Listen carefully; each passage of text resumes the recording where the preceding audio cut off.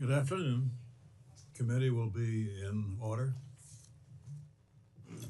Without objection, the chair is authorized to declare a recess at any time. We'll begin by myself being recognized for an opening statement. I'd like to welcome our witness, the Honorable Pam Bondi, Attorney General of the United States, to testify on the Department of Justice's fiscal year 2026 budget. To begin, I want to thank the Attorney General for speaking at the RX and Illicit Drug Summit this past April down in Nashville, Tennessee. That's, I think, the third or fourth of those summits that you have been there to speak, and we appreciate that especially.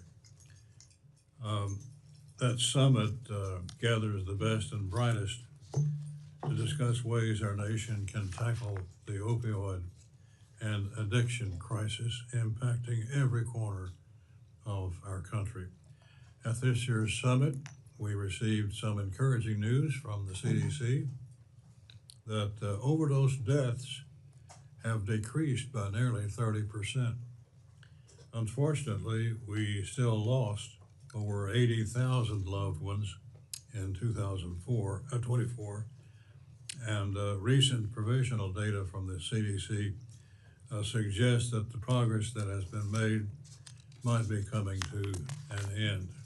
And indeed, 70% of those deaths were from fentanyl.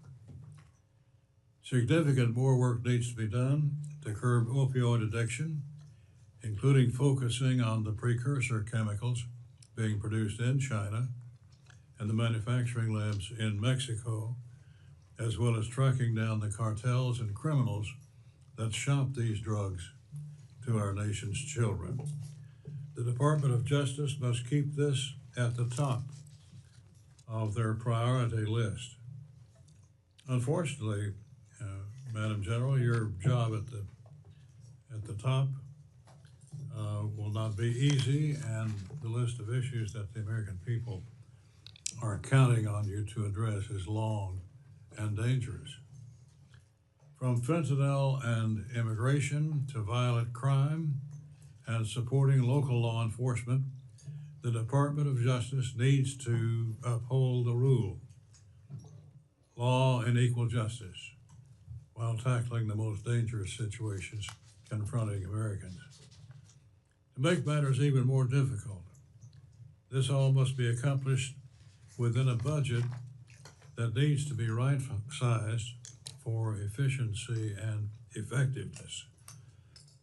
The Department of Justice's fiscal year 2026 budget request totals just under $34 billion. This represents a reduction of close to $3 billion from fiscal 25, and specifically the request includes about $11 billion to target violent crime, $10 billion to tackle drug crimes, over $3 billion to defend the nation and our citizens against transnational organized crime, and over $3.5 billion to address immigration. These are the exact issues that hit home for many families, and these are the issues that are being discussed between neighbors in all of our states, including mine in Kentucky, and across the nation. After 4 years of politicization at the Biden's Department of Justice, these are the issues that the American people expect you to address. They want a Department of Justice that protects American citizens from violent crime, not one that is weaponized against them for speaking their minds. Thus far, we have seen much progress on many of these fronts, including an administration that's taking the nation's borders seriously. Attorney General Bondi, I stand ready to support you in your efforts to ensure that the American public lives in a society that is free from crime and abuse. I look forward to hearing from you today regarding the fiscal 26 budget, and then we will go from there. There are critically important funding decisions ahead of us, and I hope we can gain a better sense of your priorities today so that we can make the best decision on behalf of the American public. Let me now recognize the ranking member of this subcommittee, Ms. Ming, for any remarks she cares to make. Thank you, Mr. Chairman, and welcome Attorney General Bondi. Tens of thousands of public servants at the Department of Justice and its bureaus have historically worked very hard and continue to work hard to protect public safety and uphold the rule of law in our country. Yet, I must take this opportunity to express my very strong concerns about this current administration's lack of respect for the rule of law. Over the past 5 months, we have seen numerous examples of this administration outright breaking the law. The administration continues to illegally withhold billions of dollars in funding that Congress appropriated, including hundreds of recently terminated justice grants that had previously been awarded through open and competitive processes. The administration is violating the federal law that mandates that the Office of Management and Budget publish apportionments and show the public how and when federal agencies are spending appropriated funds. The Justice Department has begun illegally restoring the gun possession rights of convicted felons and domestic abusers. It's allowing the sale of forced reset trigger devices without a background check. These are devices that effectively convert regular firearms into machine guns, which I fear will only make mass shootings in the United States more numerous and deadly.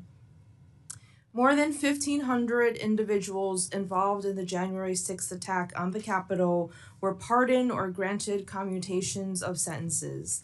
The president's new appointee as pardon attorney, Ed Martin, previously raised money to help defend some of the most violent of these individuals, people who assaulted police officers.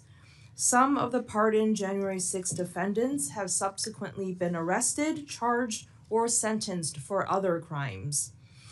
Under this president, the U.S. has accepted a luxury jetliner from Qatar, very likely in violation of the Emoluments Clause of the Constitution. This president has also issued a series of illegal and unconstitutional executive orders, several of which are being challenged in courts right now.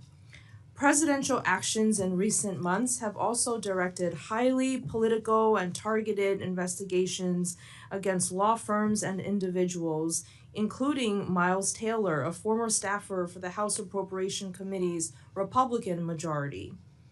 Meanwhile, the administration has weakened law enforcement against political corruption by gutting the department's public integrity section, which fairly investigates and prosecutes corruption by government officials. It has dismantled Task Force Kleptocapture, which was started after Russia's 2022 invasion of Ukraine, to enforce sanctions and target oligarchs close to the Kremlin. It has also ended the FBI's Foreign Influence Task Force, which was created to defend against foreign influence operations targeting U.S. institutions.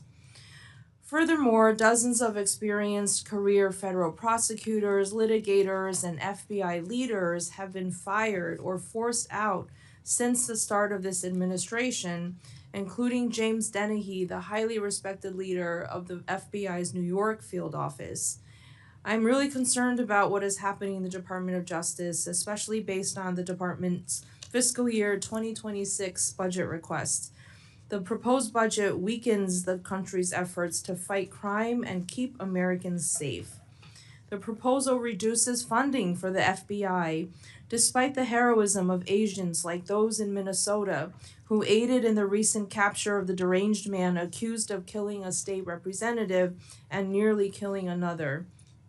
It slashes funding to fight the trafficking of fentanyl and other dangerous illegal drugs by reducing the budget of the DEA, cutting the high-intensity drug trafficking areas program by more than a third, and by completely eliminating the dedicated funding for the Organized Crime Drug Enforcement Task Force's program. The administration also proposes a cut of more than 25% to the ATF, which will further weaken the government's ability to fight illegal gun trafficking. This budget proposal also puts further pressure on state and local budgets at a time of great economic uncertainty. The proposal cuts by more than $800 million funding to grants to local and state law enforcement for fighting and reducing crime, including a cut of more than $37 million to burn justice assistance formula grants that help our local law enforcement in every single state. I'm also concerned about the huge cuts to grants aimed at preventing and prosecuting violence against women, such as STOP grants and sexual assault services grants. The administration also proposes eliminating 3 valuable programs aimed at fighting and preventing hate crimes at the same time that the FBI is reporting that hate crimes are at historic highs.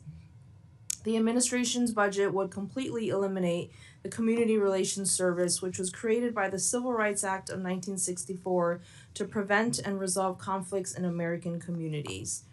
These actions and this budget proposal simply don't demonstrate a commitment to the rule of law and equal rights for all Americans. I look forward to discussing these important issues at today's hearing. Thank you for being here, and thank you, Mr. Chairman, and I yield back. We have in attendance the ranking member of the full committee, Ms. DeLauro, whom I now recognize. Thank you very much.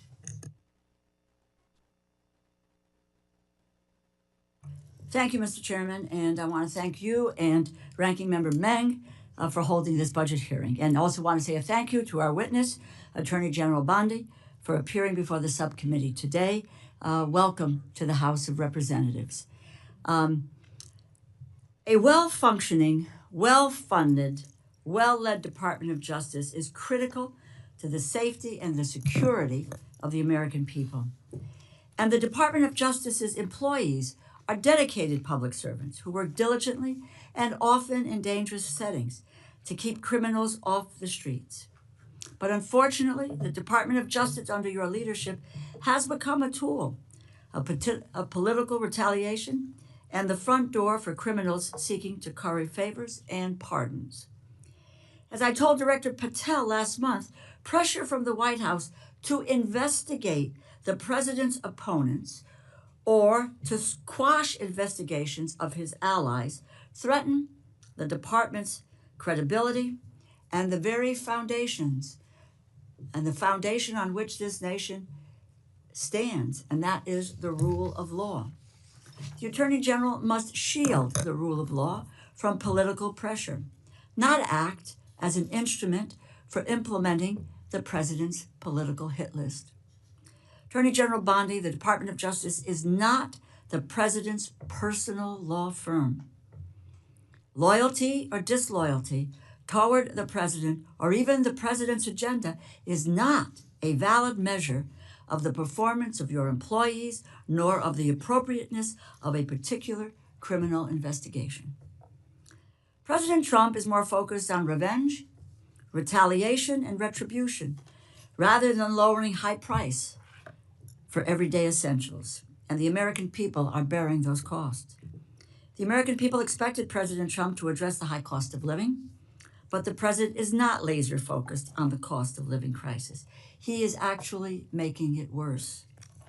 Instead, he put billionaires like Elon Musk in charge of our government, and they are attacking civil servants who are not loyal to him, but to the Constitution and to the rule of law, and they are stealing programs, the funding for the programs that keep America's communities safe. This administration is deliberately undermining agencies that protect the American people. Over $4.5 billion in the Department of Justice grant, those funds, including COPS grants, the Office of Violence Against Women grants, that's been unlawfully frozen, stolen from the communities that are counting on this funding to improve their own law enforcement capabilities. This funding supports re-entry initiatives, violence prevention. It helps prevent hate crimes, provides services for crime victims, and supports underserved communities. Stealing this funding makes the American people less safe, more likely to become victims of crime. Freezing this money is an illegal impoundment. There is no lawful authority to unilaterally impound, or in my words, steals. You can continue to say there is inherent authority. You can say it over and over and over again, but it is not true. And we are going to correct it over and over and over again. And how many times can the courts and the Government Accountability Office tell you so? Your department is responsible for upholding the law. You must unfreeze grant money appropriated by the Congress or be in violation of the law. Moving to the next fiscal year, I'm eager to learn about how the Department of Justice will continue to fulfill its mission with a proposed budget that significantly cuts our nation's law enforcement agencies, key offices, and grant programs. The President's proposed budget would impair and defund the core law enforcement agencies that keep our communities safe. In essence, you are defunding law enforcement. It slashes funding for the FBI, the Drug Enforcement Administration, the Bureau of Alcohol, Tobacco, Firearms, and Explosives, limiting federal efforts to help our state and local enforcement combat gun violence, drug trafficking, and organized crime. The budget also targets DOJ's foundational legal divisions, cutting funding for civil rights enforcement, environmental protection, and even, yes, national security. It takes an axe to grant programs and other programs that support domestic violence survivors and local police departments. It dismantles DOJ's tax division, which will only make it easier for prominent tax cheats to avoid prosecution, further increasing the burden on honest taxpayers who pay what they owe. They pay what they owe. Our largest corporations do not. And why on earth does your budget slash the Department of Justice's Office of the Inspector General by 30%? Does this administration want to eliminate waste, fraud, and abuse or not? Our government's Inspector General are absolutely critical nonpartisan offices that help Congress and the American people eliminate and prevent that prevent fraud and corruption. This administration has directly undermined and even removed over a dozen of these offices across our government. Waste, fraud, and abuse are not the targets of the President Trump's White House. They are the primary objectives. This budget does not put the safety and security of the American people first. It puts white-collar criminals, drug traffickers, and violent offenders first, while eviscerating your department's ability to stop them. The Department of Justice exists to uphold the rule of law. The American people deserve assurance that everyone will be treated equally under the law. Instead, this administration breaks the law with reckless abandon. President Trump, like every other American, must follow the law. Russ Vought must follow the law. Secretaries Noem and Kennedy and McMahon must follow the law. And we must understand why your department is complicit in law-breaking from the highest office. I yield back. We want to say congratulations to the Attorney General on her selection to this very important post. But she brings a great record from her home state of Florida in her earlier part of her life. So we're proud of you and we welcome you to the subcommittee. And you're now recognized for an opening statement, which will be entered into the record. Thank you, Chairman. Good afternoon, Chairman Rogers, Member DeLauro, and Ranking Member Meng, and distinguished members of the subcommittee. I'm honored to appear before you today to present the President's fiscal year 2026 budget for the Department of Justice. I look forward to working with all of you to ensure continued support for the department and our many critical missions. President Trump's fiscal year 2026 budget proposal totals $34 billion for the Department of Justice. That money will support federal law enforcement as well as our state, local, and tribal law enforcement partners. My primary objective as Attorney General is to return the department to its core mission of keeping Americans safe and vigorously enforcing the law. This budget will allow us to continue doing just that. Since January 20th, we have dismantled deadly fentanyl networks across our country. We prosecuted MS-13 and TDA members using terrorism and RICO charges. We've seized thousands of illegal guns from cartels and extradited key cartel leaders into U.S. prisons. Last month, the FBI arrested 205 child predators in a single operation, and the DEA executed the largest fentanyl bust in the history across 4 states. We have also surged FBI resources to investigate thousands of violent crimes committed against American Indian and Alaskan Native people. These are just a few examples of what we've achieved thus far. The budget will allow us to continue doing our crucial work.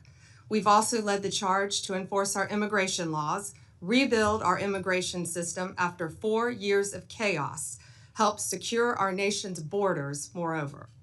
We must guarantee that our laws allow us to process, hold, and remove those who enter our country illegally. Our U.S. attorneys continue to effectively work with law enforcement at all levels to investigate and prosecute the increasing volume of immigrated-related criminal offenses. Additionally, the President and I have established and reinvigorated 3 task forces to enforce the administration's priorities. The Homeland Security Task Force is enhancing federal and state law enforcement cooperation to destroy criminal cartels, foreign gangs, and transnational criminal organizations throughout our country. Joint Task Force Alpha will continue to specifically target the human trafficking and human smuggling networks that took root while our border was wide open. And Joint Task Force Vulcan will continue successful efforts to arrest and prosecute members of TDA and MS-13. We are also committed to making America safe again by reducing recidivism. The Bureau of Prisons has suffered mismanagement, lack of funding, and low morale. Throughout my confirmation process, BOP came up in every single meeting, regardless of the senator's party. The President's budget proposal will address critical staffing shortages, enhance staff retention, and deliver positive changes to a system that has long needed improvements. The resources made available through President Trump's proposal will also empower the department to continue fighting our war on fentanyl. Since January 2025, the DEA has already seized 41.5 million fentanyl pills and 4,470 kilos of fentanyl powder. It's a historic rate, but it's not enough. We won't rest until this poison is off our streets. And finally, the 2026 budget continues my commitment to find savings in the department, reduce inefficiencies, and deliver value to the American taxpayer. In fiscal year 2026, the department will merge components that will work in overlapping areas and make our law enforcement and grant-making efforts more effective. We will emerge from this work as a leaner organization, better equipped to keep the American people safe. Chairman Rogers, Ranking Member DeLauro, Ranking Member Mang, it is my pleasure to highlight our efforts to be good stewards of these resources. I am working diligently to restore confidence and integrity to the department and each of these components. Thank you for your continued support of the department's financial needs and for the opportunity to present our budget request. I also would ask all of us now to pray for our troops in Qatar. Amen. I look forward to working with you, and I'm now happy to take any questions you might have. We will proceed under the 5-minute rule, and I will yield myself the first 5 minutes. As you know, Madam Attorney General, rural America, many parts of the country, including my district, continue to suffer from the lethal effects of illicit drug use and overdose deaths. How does your 26 budget propose to address drug crimes such as trafficking and the influx? What are you doing differently than in the past? Chairman, what we are doing, we are focusing all of our law enforcement agencies on getting these drugs off of our streets. Since I was a state AG, I focused on the opioid crisis. I focused with all of our agencies working hand in hand on the drug crisis. Securing our borders, I believe, was the first step. We will continue to do that. On May 22nd, I believe, Chairman, we announced the success of Operation Raptor, the FBI-led DOJ operation that targeted fentanyl trafficking on the dark web. That's become a huge problem. You know, with added technology now, we have seen drug trafficking increased not only across our borders, not only through the mail, but also on the web. And that's something I believe that we can all work together on. I believe that crosses party lines. That's something that we all need to work together on. We've seized 144 kilos of fentanyl, 180 firearms, and over $200 million in currency and digital assets, working with 9 international partners and arresting 270 drug traffickers across 4 continents. And that was all because of Operation Raptor. On May 6th, we executed the biggest fentanyl bust in DEA's history. We dismantled a Sinaloa cartel that trafficked across 5 states: New Mexico, Arizona, Utah, Oregon, and Nevada. We seized 412 kilos of fentanyl pills, 11.5 kilos of fentanyl powder, and 49 illegal firearms. We arrested 16 accused drug traffickers. These cartels, these gangs, are so organized that they insulate their leaders. The leader of this particular cartel was living in Oregon, yet none of the drugs were with him. This was incredible police work by all of our agencies, federal agencies, working hand in hand to track them down. I met in conference rooms. We had charts, and I would invite any of you members on both sides of the aisle to come in and see these investigations of what we are trying to do to get these drugs off our streets. They are so complex, they are so complicated, and what our law enforcement have been doing is really second to none. And I am so proud. They are some of the bravest in the world. And I am so proud at what they have been doing, working with all of our state and local partners to eradicate these drugs. My point of that was in Oregon, was the leader of this particular Sinaloa gang. And again, he insulated himself. But we were able to catch him thanks to great police work, and we will continue to do that. Well, congratulations. Thank you. And thanks for the invitation. I hope we can take you up on that. During his hearing before us, FBI Director Patel indicated a lot of precursor chemicals that originated in China are now going to terrorist organizations that reroute the precursors into our country through the northern border. What can you say about that?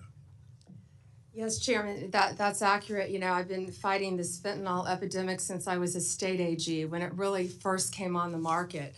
Ironically, I was recently in Poland at a security conference with all of my counterparts around the world, and I will never forget something they said to me. My counterpart in Poland said, "Fentanyl isn't here yet." yet, because they protect their borders. And yes, the northern border is now a great concern to all of us, I would think to everyone on this committee. And yeah, that's a great concern, but we will continue to do that. We are fighting to protect those precursors from coming in, as we know. And you know, what they keep doing is they're changing the precursors. And they continue to change them, and they continue to send them through Mexico, through Canada, on ships, through our ports of entry, into our country. But that's something we have to all work together on to stop. I went to our DEA lab. I met with our DEA. It only takes, it looks like almost 2 grains of salt. I had them put sodium chloride in a little bottle so I could show people. That's what it takes to kill you. And that's what our kids are taking. They don't realize that it is mixed in, they think they're buying a Xanax, an Adderall, I can't say this enough, an oxycodone pill. They think they are buying something else, and this junk is being laced, this poison, into these pills throughout our country. And that's something I feel like we can all work together on to try to stop. But yes, that was, a very long answer to yes, it's coming in through our northern border, but we are doing everything we can to secure that. We are working with Homeland Security very closely, and they're doing an incredible job on that as well, Chairman. Ms. May. Madam Attorney General, I wanted to ask about a topic that's of great importance to many Americans and especially my constituents, which is about hate crimes. I'm really troubled that your budget proposes to end the grant programs that may help prevent some of these hate crimes. As you may know, I was the author of one of these programs, the Community-Based Approaches to Advancing Justice program, which was created in fiscal year 2022. This program supported local groups working to increase hate crimes reporting, give community members resources in languages other than English, and to improve relationships between local law enforcement and the community. It was a direct response to the rise in hate crimes targeting Asian Americans during the COVID-19 pandemic. You may recall in March 2021, 6 women of Asian descent were tragically murdered in Atlanta, Georgia. My Hate Crimes Act passed through Congress in May of that year with bipartisan support, including from several of my colleagues on the other side of the dais.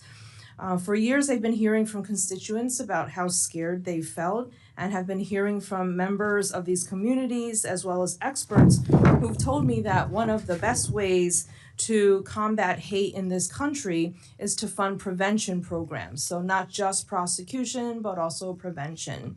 I have a letter here that hate crime survivors and family members wrote to you in May, expressing their strongest concerns about the termination of these grants. Signed by people like family members of Emmett Till, James Byrd Jr., Matthew Shepard, and survivors of the Pittsburgh synagogue shooting. I ask unanimous consent to enter into the hearing record this letter from these survivors and family members to Attorney General Bondi regarding the termination of hate crimes related grant programs.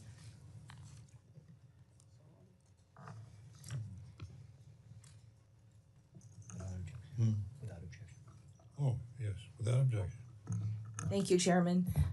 Attorney General Bondi, I absolutely share your support for law enforcement and for the prosecution of hate crimes in a just way, but we must combat all forms of hate on all fronts, bringing together law enforcement and community leaders and members of the public. And these grant programs have helped many communities do exactly this.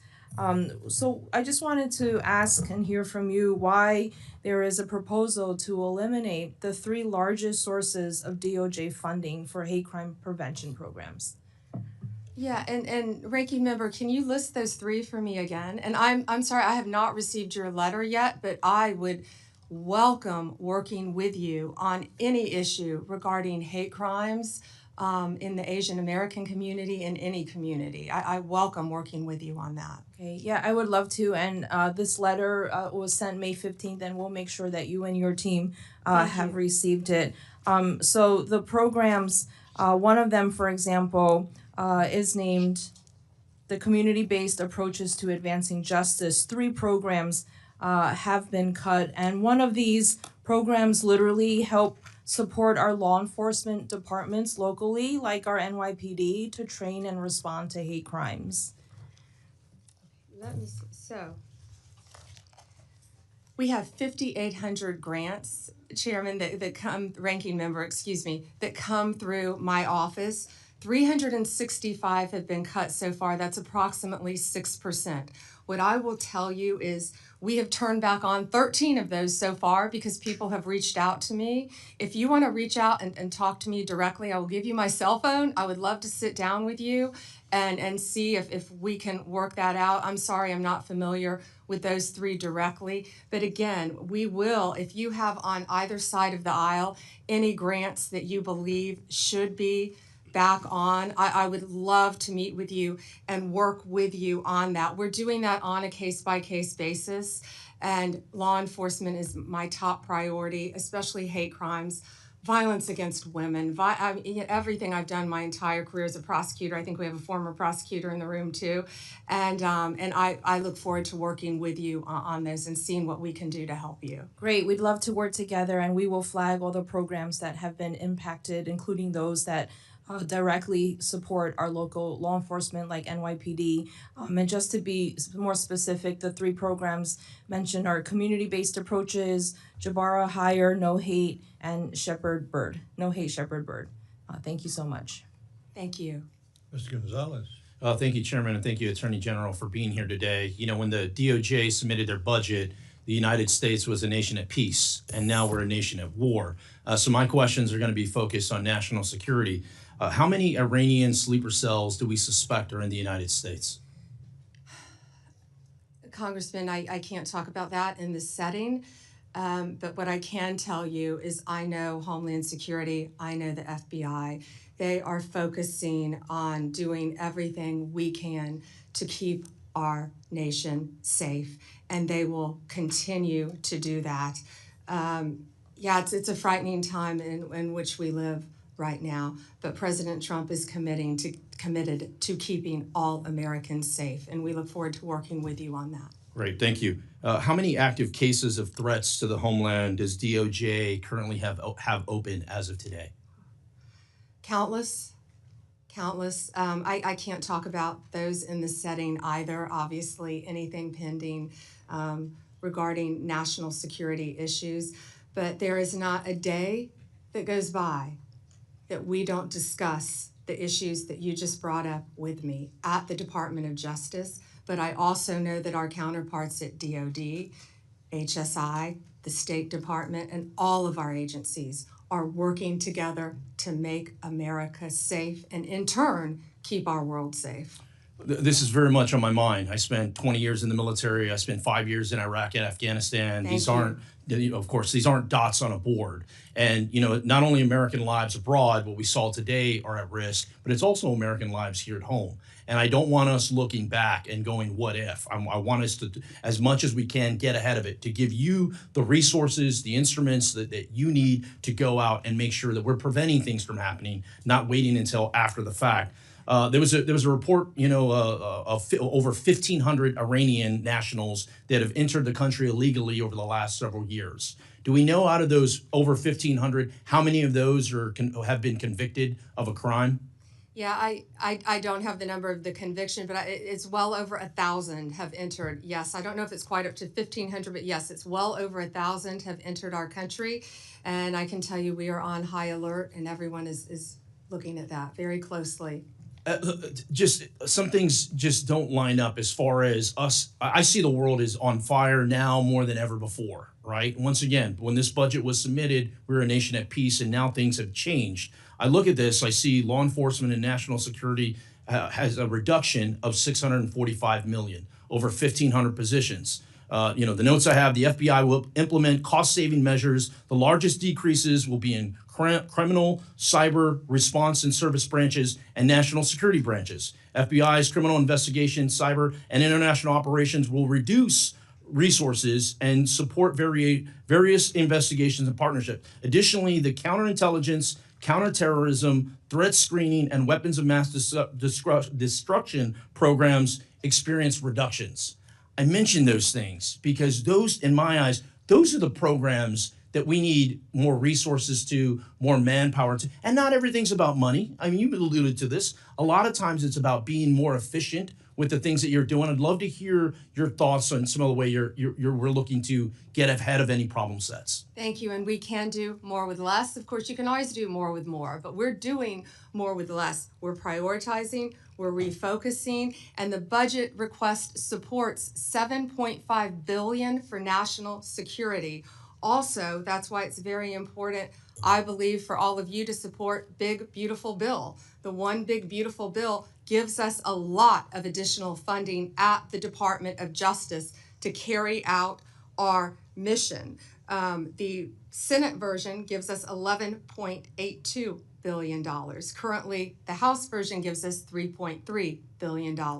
Hopefully, they will come to a compromise in there, but that's where it will truly help Department of Justice combat all of the issues that you brought up and many others. And thank you for your service to our country, especially now. I didn't realize that you had served in Iraq. Thank you. Yeah, no, of course. And thank you for saying that. I mean, resources matter. And the Big Beautiful Bill, we look forward to getting that to the president's desk as soon as possible. Once again, to give you the resources and the tools you need to get ahead of these problems that we see so clearly coming through. I represent nearly half of the southern border. The border is on my mind quite a bit. One of the questions I have, I focus a lot on convicted criminal illegal aliens. Do we know how many illegal aliens have been convicted of a crime in the United States? Yeah, I can get you those specific numbers. I don't know, but many. I can tell you our prosecutors are indicting and charging illegal aliens constantly, violent crimes, rapes, thefts, many crimes throughout this country. And yes, our borders were wide open. And Congressman, back in September, I went to our border at Yuma, Arizona, not in Texas, but in Yuma. And at our border, what I saw firsthand, we saw IDs just dropped from every country you can imagine. El Salvador, Venezuela, China, every country you can imagine.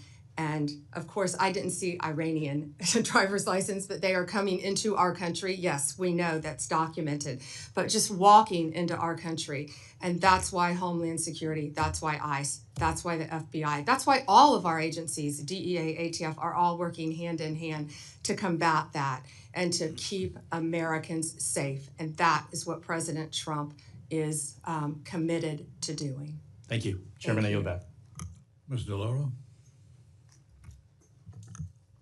Very much, Mr. Chairman. Just a quick note before I get to my questions. Fentanyl seizures are down 30% compared to last year, and that data is coming from the Customs and Border Patrol, CBP. I don't make it up, but fentanyl seizures are down. At your confirmation hearing, you asserted that you will do everything in your power to prevent illegal gun runners in our country. Your budget request for the Bureau of Alcohol, Tobacco, Firearms, and Explosives, ATF, proposes a cut of 26% below the current level. How can you justify such a massive cut without inevitably weakening ATF's ability to help our state and local law enforcement fight illegal gun trafficking? How many ATF law enforcement officers and industry operations investigators do you anticipate will be lost to attrition as a result of this funding reduction you're proposing? So, I am a career prosecutor, and I believe in keeping America safe, making America safe. First, what we're doing is ATF is going to be brought over with DEA. Everyone knows, everyone sitting up here, guns and drugs go together. They go together. We're going to make it more efficient. What I will tell you will not be happening is ATF agents will not be knocking on the doors of legal gun owners in the middle of the night asking them about their guns. They're going to be out on the streets. If I can finish, they're going to be out on the streets. I have three No. minutes. You asked me a question. I did. And you asked me a question. And you haven't I'm gonna answered answer my it. question. So they're going to be out on the streets working You haven't hand in hand answered my with question. DEA You to haven't violate. Mr. Chairman, I'd like an answer to my question. And the question is not being answered. How many ATF law enforcement officers and industry operations investigators you anticipate will be lost to attrition as a result of the funding reduction you are proposing. You are proposing a 26% cut to ATF for fiscal year 2026, as well as a 4.4% cut to DEA. So you're going to merge the two agencies together, and then you're going to shortchange their resources, so neither one of them will be able to do the job that they have been designed to do. You've got a 34% cut to the high-intensity drug trafficking areas program, no dedicated money at all for the Organized Crime Drug Enforcement Task Force. So, my view, it's fair to say that the Trump administration proposal shortchanges federal efforts to stop illegal gun trafficking and federal efforts to stop the flow of dangerous illegal drugs like fentanyl. As I was attempting to answer your question very calmly, unlike you, Excuse me, Madam Attorney General. Answer yes or no. Tell me what the numbers are. I don't want to hear all of your filibuster about this. Go ahead, please. Tell us the numbers. So we are reorganizing. ATF agents want to be out on the street. Okay, Working let me with answer the DEA question for you. agents. I'm going to answer it for you. Page, Mr. Chairman, you give me a certain amount of time, and I have a high respect for you, but I don't have to listen, nor do my colleagues have to listen to a filibuster when it's a simple question. But I have an answer to your question. It's page 146 of the department's fiscal year 2026 budget, and the performance summary explicitly says, and let me quote, ATF will eliminate 541 industry operation investigators, reducing ATF's capacity to regulate the firearms and explosive industries by approximately 40% in fiscal year 2026. ATF will perform fewer regulatory inspections. And the department summary goes on to say, and let me quote, ATF anticipates a reduction of approximately 284 support personnel and 186 agents based on historical attrition patterns, and these personnel cuts will impact ATF across various functions, unquote. If the capacity to regulate firearms industry is reduced by 40%, if you are losing 186 ATF law enforcement agents, on top of that, it is clear the direction you are headed with this budget, and that's what it is, isn't it? The proposal will weaken our ability to stop gun trafficking, and it will greatly reduce ATF support for state and local law enforcement that helps them prevent and solve violent crimes. It's a bad proposal. Do you want to hear my answer in 3 seconds? You mentioned regulatory functions. We will not be having ATF agents go to the doors of gun owners in the middle of the night asking them about their guns, period. They will be out on the streets with DEA, guns and drugs. How many are together. gone? It will be attrition. We are not firing agents. They will be working. How many with have DEA. taken attrition? Can I tell you that they all want to be on the streets? They want to be doing their jobs. They want to be. But you're getting them guns. off the streets. They want. You're getting them off We're putting them on the streets. And they want to be working with DEA. You are getting them off the streets. There is no clear. And Mr. Chairman, I yield back my time. I yield back my time. Let's get some answers here.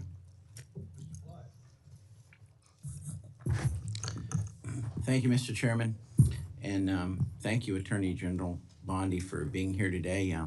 You are, in my mind, a breath of fresh air to our Department of Justice. Thank you. So thank you for your dedication to the Constitution and for equal justice under the law. I am sorely impressed with your experience and how you have handled the Department of Justice so far. As we all know, under the Biden-Harris administration, the Department of Justice, FBI, and ATF were dangerously weaponized to target President Trump and everyday Americans, tactics more fitting of an authoritarian regime than a constitutional republic. From politically persecuting President Trump, then President Biden's chief political rival, to going after pro-life advocates like Mark Houck, the actions of the Attorney General Garland, Director Wray, and the DOJ leadership were unacceptable and unconstitutional, in my opinion. That's why I was very encouraged to see the President's FY26 budget commit to ending the weaponization within the Department of Justice and the FBI. And so can you elaborate for me, how has the Trump administration's DOJ shifted away from politically motivated investigations and refocused on its core mission, prosecuting the most dangerous criminals? And you mentioned that a little bit in your opening remarks. So if you can focus on the moving away part, I'd appreciate it. Yeah, thank you, Congressman Clyde, and thank you for that. And also, our budget includes $1.2 billion and 2,444 agents for ATF. And those agents will be on the street with DEA. And thank you for letting me answer that question. Yes, ma'am. And we are prioritizing resources addressing illegal firearms and traffickers, and we will reduce unnecessary regulatory efforts, including what I just said about the weaponization. That's how ATF, I believe, was weaponized in the prior administration. Also, they were arresting peaceful protesters, the Biden administration, at abortion facilities. No longer. They targeted Catholics at church services. No longer. No longer will parents be arrested at school board meetings because they care about their children. That has ended under this department. That's why Donald Trump won the popular vote and the Electoral College by overwhelming margins. He made that crystal clear, and that's what's happening now in our country. That weaponization has ended. These ATF agents will be on the street fighting drugs. I have been a career prosecutor. ATF has taken thousands of guns off the streets since January 20th, working hand in hand with DEA. Drugs and guns go together. Core function, no more targeting and weaponizing our citizens by any of the agencies. Thank you. Thank you for that Congressman. commitment. Thank you. I was delighted to see that the Department of Justice's fiscal year 26 budget also included a dedicated fund for a firearm rights restoration initiative. Can you describe this initiative a little bit and any other steps that your department is taking to restore the Second Amendment rights to Americans who are unlawfully or unjustly stripped of them by prior administrations? Can you talk about that a little bit, please? Yes, Congressman, and that is the pardon power, of course, falls with the president, and he has been doing many pardons on that topic, and he will continue to do that, I am certain. Also, one other thing about ATF is our seizure of firearms is up 33% from this time last year. Thank you. Wanted to add that. Thank you. Thank you. I was going to ask you about the merger of DEA and the ATF, and kind of, if you'd elaborate on that. You've talked a little bit about it already. The one thing that I think is very important is that the ATF and federal firearms licensees work together, because truly FFLs are the front line when it comes to illegal purchases and just the information that is out there, and we can help each other as long as we have a good relationship with each other. And during the last administration, it was a terrifying relationship. I mean, you had the zero tolerance against federal firearms licenses. I'm sorry, we're all human. Everybody makes mistakes, okay? And they're not intentional, they're just mistakes. And when you can lose your livelihood and you can lose your business and your employees can lose their jobs over simple mistakes, that's a real problem, especially when, if you think about federal firearms licensees, they're the pathway to the Second Amendment of the Constitution. They enable individual participation in the protection of liberty. I mean, that's what federal firearms licensees do. So I think it's really important to have that critical relationship between ATF and the federal firearms licensees. And when the inspectors, when the ATF went from the Treasury to the Department of Justice, and the inspection side of it, when the IOIs, when they were industry operations inspectors, when they became industry operations investigators, okay? You investigate crime, you really inspect records. That was concerning to me. So my thought was maybe we could move the IOIs to the Department of Commerce, but just would get your thought on that. Yeah, and Congressman, that's the first time I've heard about that. I would love to meet with you and learn more Great. about that. I look but forward thank you to it. for asking about the ATF DEA merger. In the world in which we live, bureaucracy has been around for a very long time. And just because things have been done one way for decades and decades doesn't mean that is the most efficient way to do them in the future. And that I'm a career prosecutor. I care about ATF. I went to ATF's memorial service. We are doing everything we can to put those ATF agents on the street where they want to be. Anyone in modern day history, the years of prohibition are over. ATF, they want to be on the street. They want to be working hand in hand with DEA. That's what they do. No redundancy, no repeat of investigations. They are going to be working together, and that's what this reorganization does. And they're all going to be, it's going to be a great marriage between those two agencies. They're working hand in hand on task forces already. Now they will be working under one umbrella, and it's going to be great for our country. Thank you very much. Thank I you. yield back. It's expired. Mr. Ivey? Thank you, Mr. Chairman. I wanted to follow up on what Congressman Gonzalez raised with you with respect to the new environment that we're in now with the essentially a war with Iran. A few weeks ago, your FBI director sat in the same chair and said that he thought in the budget that's been proposed, they're about $11.2 billion short. He wanted an additional 1,100 positions that were lost to attrition, and 1,300 he wanted to have filled. That's before the scenario with Iran. Now, I know you submitted the budget already and you want to stick with it, but please take another look. This is a new environment. I think the points that the congressman raised are very valid with respect to the issue of sleeper cells and threats domestically here. Taking FBI agents off the street now is there isn't a worst possible time you could do it. So please reconsider that and move in a different direction on that, because we need more of them on the street, not fewer. Ms. DeLauro was raising issues with respect to your budget, the IOI cuts and the 86 agents that are going to be cut too. And the concern I have on that front, I know you're saying they want to be on the street, but they're ATF agents that do things that aren't on the street. So like, for example, the Nibbin work where they match the cartridges to the guns is critical. And I'm very concerned that some of the cuts you're going to make are going to impact that. And the Nibbin pieces are critical for state and local law enforcement. It's like you used to be, because a lot of them don't have the resources to track it down. And the information that they can get, they can turn it around in 48 hours. So the man who attempted to assassinate now President Trump, the connection that was made was through this apparatus, this approach. The same thing with the Minnesota assassin. So that's an area where we can't afford to have those kind of cuts, I don't think, at this time. And the performance of fewer regulatory inspections. I had gun dealers in my district who needed those inspections to take place. And important findings have been made, certainly with respect to tracking crime guns and cracking down on gun dealers who are working illicitly.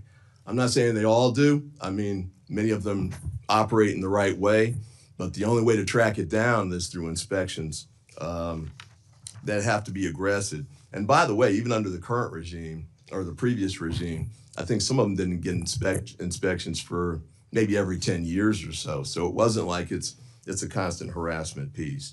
But I've got some folks here in the corner of the hearing room who are from my district: Moms Demand Action, DMV Mothers Like Me, Women's Missionary Society. I met with them a few weeks ago, and the concern was the issue of gun violence on our streets and the desire to make sure that the federal presence continues to push hard to make sure we close those cases. You're reducing resources, you're reducing the number of agents, as Mr. Patel said. That's moving in the opposite direction. What response would you give to them with respect to the steps that you're taking to make sure not only that we stay safe, but we get even safer and do even more to get violent offenders off the street and get the guns off the street before the violent offenders get them? So first, Congressman Ivey, you're a former prosecutor, and I'm smiling because I could see that in some of your questions.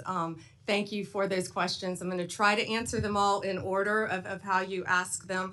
You ask about the FBI, our budget, and Director Patel clarified that in front of the Senate, I think, and our budget includes $10.1 billion, 12,926 agents for the FBI. I think clarification would be gentle. It was a complete flip-flop on what he said when he was here. So And he was asked 3 times by prioritized. Ms. DeLauro just to make sure that he was right about what he had said when he was They testifying. prioritize realignment of personnel to the field to carry out national security, which you just talked about, intelligence, criminal law enforcement, and criminal justice missions. Can I do The budget. Wait, this? can I just keep? If- I only if- have 34 seconds to I've answer got you, and I 3 really quick want to questions answer. for you, and I'd love You're to get, asking 3 I'd love questions to, and you I'd love haven't to let get your me answers. answer one. I'd I love to wanna get your talk about answers in Niven. writing. Quick questions. Niven, When you were the Attorney General in Florida, Chairman, can I answer the offered- question? you offered after the Parkland shooting.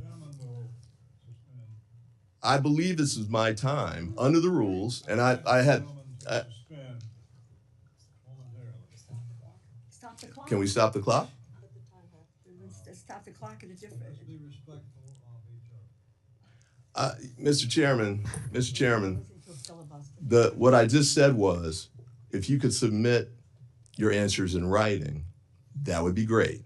I don't think I've made any kind of statement that's been accusatory with respect to her or her professional reputation. There's been no attack on her. These were just questions that were asked. I'm seeking the answers in writing, which would be great. But I have a couple others that I'd like to ask too, and we'll do them on. No, it hasn't. You cut me off when there were 30 seconds left. Yeah. So, well, that's true too. A couple of you all went over like a minute and a half. Over almost 2 minutes. I just would like my 30 seconds back. And then if she can submit answers in writing, that'll be fine. But, but I want to get these questions in while she's here. Go ahead. I want to ask the questions and she can submit the answers. This is my 5 minutes. I get to do it the way I want to do it. Under the committee rules and under the House rules. These are my 5 minutes. And as I said, I have not been disrespectful to this witness. I have not. Or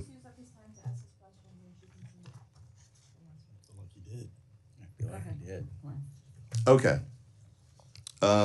When you were the Attorney General in Florida, after the Parkland shooting, my understanding is you moved to ban gun sales to people under 21. Is that a position that you would take now as the Attorney General? I have a bill, HR 2368, which does something like that. I would be interested in if you'd be willing to co-sponsor or support that bill. You also moved to enact red flag laws, allowing a judge temporarily to confiscate weapons when he or she viewed that the person was at risk of hurting himself or someone else. Is that a position you would continue to support now? And the last one is ghost guns. Ghost guns, I don't think you took a position on it back when you were the AG in Florida, but we've had 2 bills come through here in the Congress, all Democratic co-sponsors. I think there's no argument that ghost guns have any, appropriate use on the street. They only help criminals avoid prosecution.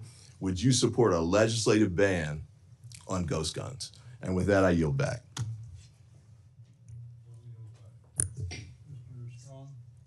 Thank you, Chairman Rogers, Ranking Member Ming, for having this hearing today. I'd also like to thank the subcommittee staff for their hard work.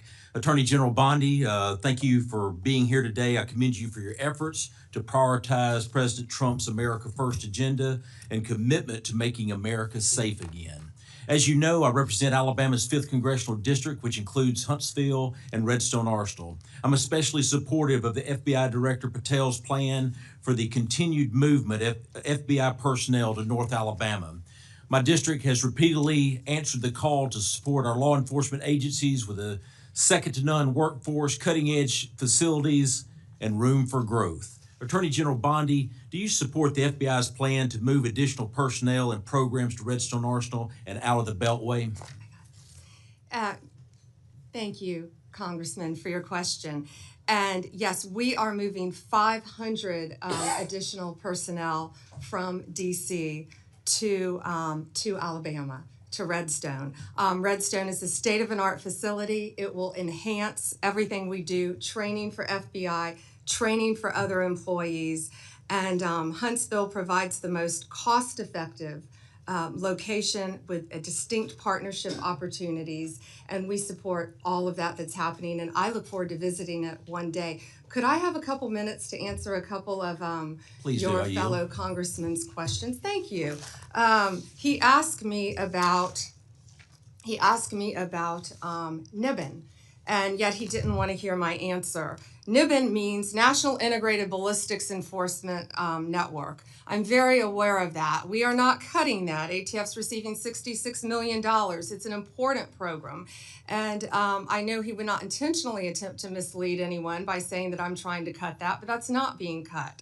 I'm a career prosecutor. I've used that. I'm sure he's used it as a prosecutor.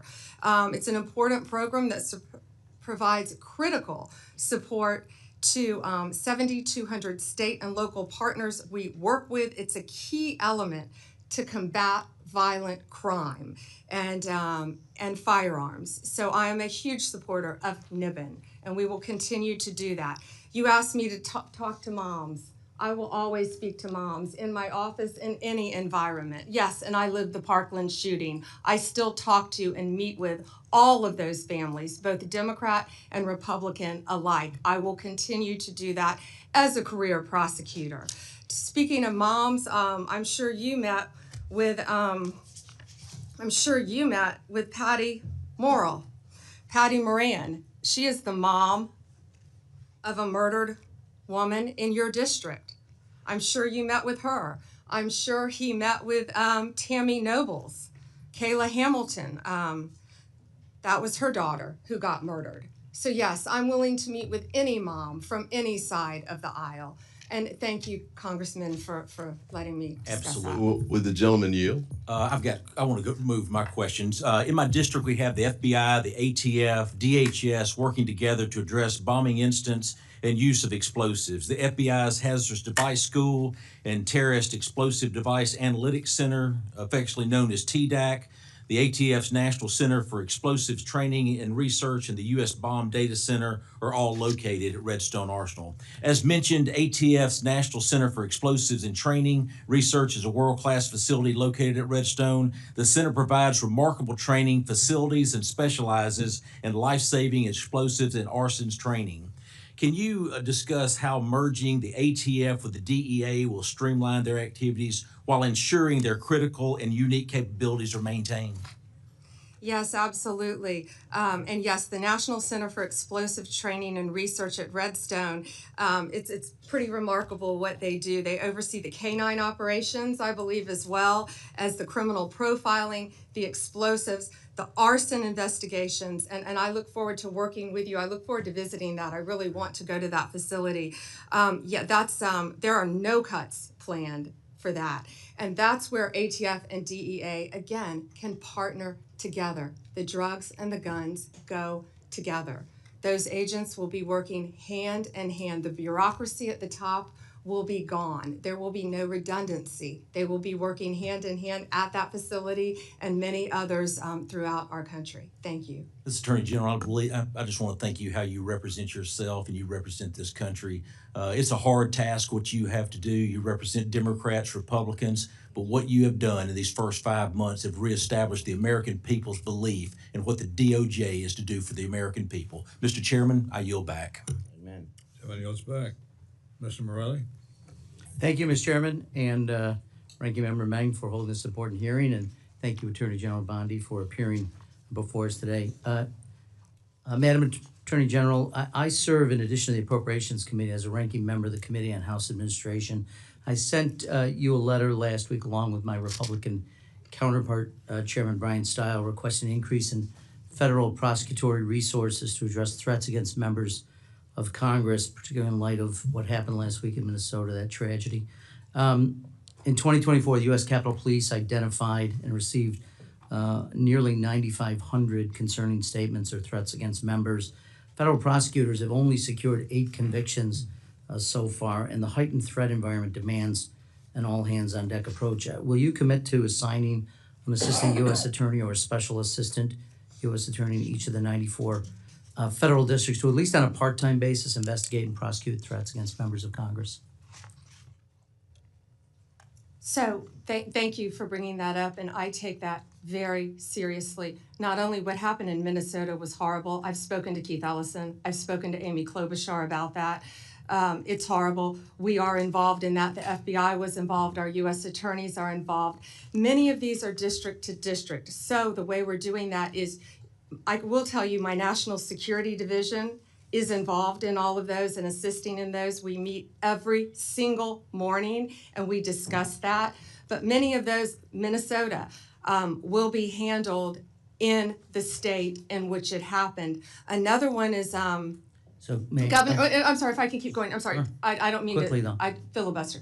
Governor Shapiro and what happened in Pennsylvania with Governor Shapiro. I've spoken to Governor Shapiro. We are working hand in hand, our U.S. attorney with the district attorney there, hand in hand, just like in Minnesota. I made sure our U.S. attorney and our district attorneys there were working hand in hand. Political party doesn't matter when something like this happens. And I also want to make sure all members of Congress are safe as well.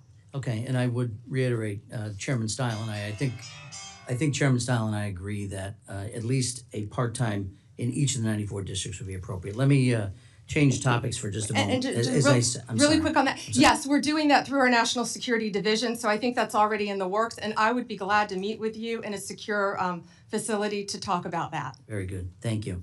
Continuing, in addition to my role here, the committee that I serve on as an authorizer oversees Capitol security as well as federal elections, so I'm closely following the aftermath of January 6th.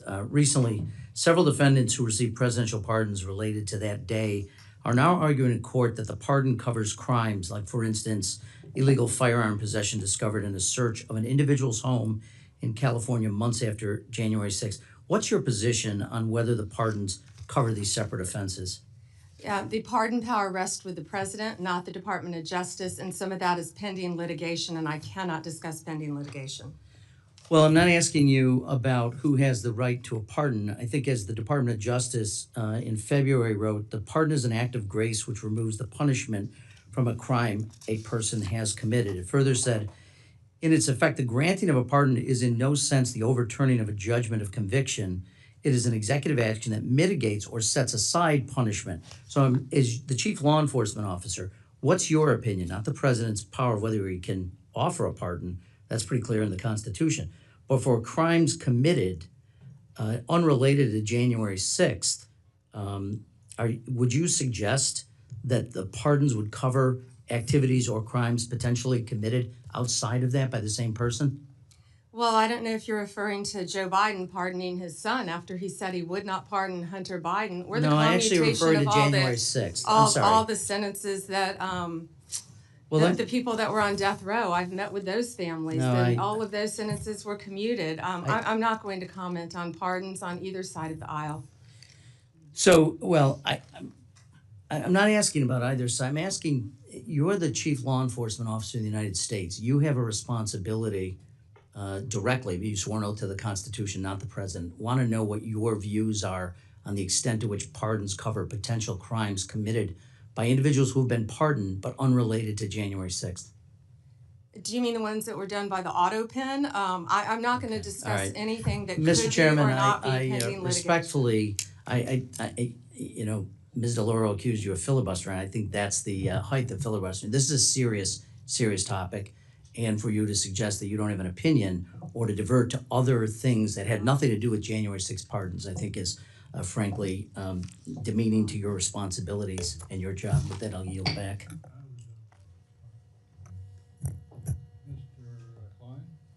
Thank you, Mr. Chairman. Attorney General, thank you for being here today. When I am home in my district talking to my constituents, they are concerned about their safety. They are concerned about the safety of their communities, the safety of their neighborhoods. And as we have spoken many times under your leadership, the DOJ has taken decisive steps to restore the rule of law, to tackle violent crime, and to hold both foreign and domestic bad actors accountable. I read your opening statement. And I just wanted to give you an opportunity to go back again and talk about, in light of 4 years of open borders, the drugs that are coming in, the sex trafficking, the human trafficking, the gangs that have moved in, the terrorism that has infiltrated the United States, the sleeper cells that may or may not be present in this country, the political prosecutions that we saw over the 4 years of the Biden administration, the fact that we are restoring integrity to the office and the rule of law. Can you restate for my constituents how the actions of the Department of Justice and your agencies are keeping them safe? Thank you, Congressman. And we have also been working hand in hand on a task force with your governor, with Governor Youngkin. And we started a task force with Governor Youngkin, and that's something that we would like to take to every single state, both Democrat and Republican. And that's how we've been able to fight these gangs, these transnational cartels, these organizations, these criminal organizations. And it was really remarkable. One of the top members of TDA was living 20 minutes from where we're sitting right now in Virginia, and working hand in hand, regardless of political party, with state and local law enforcement officers throughout the state of Virginia. We were able to dismantle a major gang, and there are so many gang members, and he was another one who was living there. I think when he was arrested, he had multiple, and ATF was involved in that, multiple guns when he was arrested, but he did not have any of the drugs on him. He had insulated himself because he was one of the leaders of the criminal organization. And so these task force working together with the state of Virginia have been remarkable. So that's one way to break it down, what we've done. And we're just so proud of the partnership that we've had with your state, dismantling the gangs, the guns, the drugs, and we'll continue to do that. And when you have that partnership, you can get a lot done. You can get so much done. Secure a safer community for the people living there. When you have sanctuary states like California and who are preventing you from actually getting in there and actually getting the gangs off the streets, getting the drugs and the human trafficking off the streets, that hurts the people of those states. You know, when the streets of Los Angeles descended into scenes more fitting of a failed state than a major American city, mobs setting fire to police cruisers and looting entire city blocks, videos online showing American flags being burned and the flags of foreign nations being flown, some carried by rioters proudly waving them through smoke-filled streets. The Department of Homeland Security has revealed new data saying that ICE law enforcement is now facing a 500% increase in assaults while carrying out enforcement operations. Can you describe what actions you've taken to hold these sanctuary jurisdictions accountable? And I have a couple questions after that. Yeah, thank you. To California specifically, and we have made it very clear. If you spit, I believe it was an ICE officer, someone spit on him, we charge them federally. We will charge you if you spit on a law enforcement officer. If you loot under the Hobbs Act, that is a robbery, and we will charge you with robbery.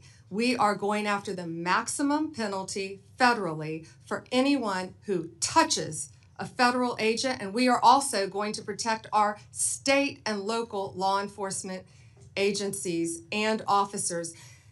The men and women every day around this country, whether it's a blue or red or purple state, are out there fighting crime. That's what they care about. They care about keeping every single one of us safe. That's what they're doing. They care about preventing drug abuse, drug overdoses throughout this country. And they jeopardize their lives every single day to keep us safe. And we are going to do everything in our power to fight for them. Do you think that these sanctuary jurisdictions, these cities or states, should be receiving law enforcement grants if they refuse to uphold the law? That's pending litigation, Congressman, and I can't discuss that right now. I think the answer should be no, but I'll leave that to the judges and to this committee to decide. Thank you. Time of the gentleman has expired. Mrs. Dean. Thank you, Chairman. Thank you, Ranking Member. Thank you, Ranking Member. Thank you, and welcome, Attorney General Bondi. I just wonder, sincerely wonder, do you hear how hollow your last words sound in light of the pardon of all of the January 6th people, day one of this administration. I believe you're sincere. You want to protect law enforcement, but your principal, the president, pardoned every single one on January 6th. It rings hollow when you say these words, that if you spit on a police officer, we're going to go after you. Talk to my friends who are Capitol Police officers who were here, 5 of whom are no longer here. They are dead. And this administration, and I guess I want to ask you, did you have any advice for the president when he came forward with the blanket pardon on January 20th? What advice did you offer the president? I am never going to talk about conversations, advice you in asked any for- way. were you asked I'm for never advice? going to talk about discussions I've had Because or have you'll- not had. you'll But I remember- can answer with the President of the Yes or United no? States. Did you give him any advice, yes or no? I am not going to discuss any conversations That's a that no. I have had with it. And You just put your words in own my word, mouth. I but- am not going to No, discuss. I'm going to reveal your own words. I am Just a not moment. going to Please stop. discuss Please stop. This is conversations my that I've time. had with the President of the United States. Attorney You asked General, me a question. I would like to reclaim and the you last asked 20 me to seconds. answer. I have asked to reclaim my time. Please put 20 seconds back on the clock. You have an extra 30. If the general, She answered and then answered it again and answered it again with a non-answer. I ask for your consideration if the of general putting time lady on. will let the witness answer the questions, we will She proceed. answered it by saying no. Okay. The 3 hallmarks of this administration are incompetence, corruption, and cruelty. I'm going to focus today on corruption. And in my mind, there are 2 types of corruption: personal, and then the other I'm going to call public, governmental. Attorney General, have you ever been registered as an agent of a foreign principal under the Foreign Agents Registration Act? I assume you're talking about when I represented the country of Qatar for a very short time. The Hold answer is on. yes. No, Hold on. excuse me. No. No. For anti-human trafficking Just- for the World Cup. Anti-human trafficking or for the no? World Cup. Attorney you can't General- put words in my mouth. No. You want to talk about incompetence? You're the one that Excuse- said Joe Biden on PBS was competent. You had to retract those words. So Mr. don't Chairman, talk to me. Don't insult me publicly. this is so discourteous. This is so outside the committee's guidelines. Taking a personal shot at me while swiping at Biden? Very strange and very unprofessional of you. The answer is yes or no, and the answer is yes. You were registered as a lobbyist for Qatar. Is that correct? Yes. Never mind. Don't answer. Did you disclose that when you went before for the Senate for confirmation? Yes or no? No, it was not in your documents. The answer is no. President Trump. This was discussed at my confirmation hearings in detail. It was it was discussed, but you failed to bring up the conflict that you had. President Trump recently announced he'd accept that $400 million Qatar airplane because it was just prettier than the one he was flying around in. Is it true that you gave advice that this was legally permissible? Yes or no? I will not discuss any advice that my Office of Legal Counsel gives to the President of the United States on any matter. When you spoke before the Senate, you said you would ask for ethical advice. Did you recuse yourself from that issue? And talking about unprofessional, you say the President wanted a jet because it's pretty? Excuse Come me. on, this is a Senate, this is a He said it congressional himself. hearing. He said it himself. Let me go to April the 2nd. You're a part of this, the president has dabbled in meme coin. He had the DOJ disband the National Cryptocurrency Enforcement Team. His son recently launched the Executive Branch Club, a private club with $500,000 memberships here in DC. Any of this seem like it might be a problem, might be profiteering from the office, and maybe you and your ethics team might be concerned about these conflicts of interest, your own and the president and his family? Yes or no? Any concerns? What I would be concerned about in Pennsylvania are all the child sex cases that we've prosecuted, all the CSAM cases that we've prosecuted Did you hear in my question? Pennsylvania. I That's asked what the I would witness be to concerned actually about. answer questions that are asked. Congresswoman Dean. Chairman, Please let the witness answer the question. she didn't. And I would like to ask you one more question. You're not just complicit in this, you're actively helping and profiting. Isn't it true that on April the 2nd, the same day that Trump announced his chaotic tariff regime that plummeted the stock market, you sold more than $1 million worth of your shares in Trump Media stock? Trump Media stock fell 13% in the following days. Seems you avoided that loss. Well done. I yield back. May I answer that, Chairman? I complied with my ethics, and yeah, I would take a class in financial literacy if you think I profited from that, because I lost a tremendous amount of money. Congresswoman, and also on page 25 of my SJ2, it lists my involvement with Qatar for anti-human trafficking for the World Cup. Thank you. Mr. Moore. Thank you, Mr. Chairman, and thank you for holding the hearing. Thank you, Attorney General Bondi, for being here.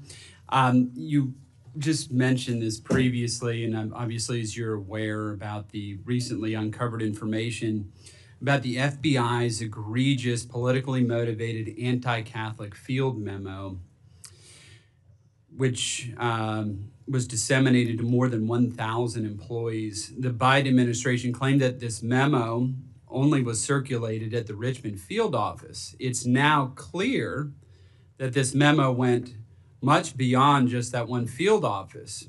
This was a memo that suggested that Catholics, based on their theological beliefs and practices, were radical, and that their traditional parishes were vectors for extremism. The FBI went so far as to infiltrate and spy on Sunday masses. So, Attorney General Bondi, I'm grateful for your efforts to combat anti-Christian bias, including the task force you recently stood up. It's clear from both the original leaked memo and the additional documentation that has been released that extremist Southern Poverty Law Center was the basis for this anti-Catholic bigotry coming from the FBI. Will you commit to not use the Southern Poverty Law Center to determine who is a hate group? Committed to working with you on that, Congressman, and thank you for bringing that up about, yeah, that was horrible what happened to Catholics and that memo. It didn't just happen to Catholics, of course. It happened to parents at school boards.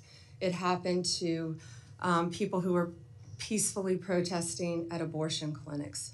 That's the end of weaponization under the Trump administration.